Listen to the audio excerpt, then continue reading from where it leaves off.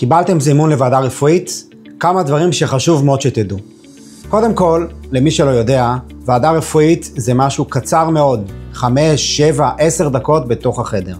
המשמעות של הדבר הזה זה שצריך להגיע לוועדה מוכנים בצורה האופטימלית ביותר.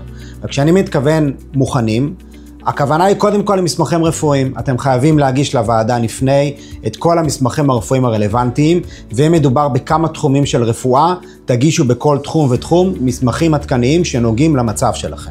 מעבר לזה גם כדאי שביום הוועדה תביאו אתכם ליתר ביטחון את המסמכים הרפואיים לוועדה, כי אף פעם אי אפשר לדעת מה באמת קיים בתיק ומה לא קיים בתיק.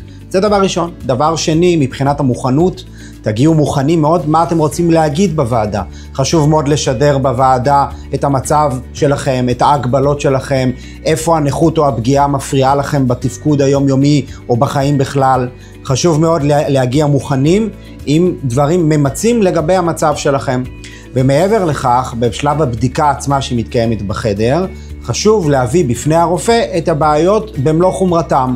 הכוונה היא זה שאם יש בדיקה רפואית, אז כדאי להגיד לרופא איפה כואב, איפה מציק, מה בדיוק בבדיקה שלו, לכוון אותו בקיצור לגבי הדברים הרלוונטיים, ולהראות לו את מהות הפגיעה או ההגבלות שיש לכם בעקבות התביעה שהגשתם.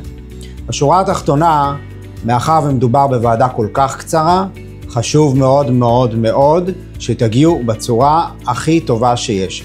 יש לכם שאלות נוספות לגבי ועדות רפואיות? אנחנו כאן בפורטל הזכויות מה שמגיע עומדים לרשותכם.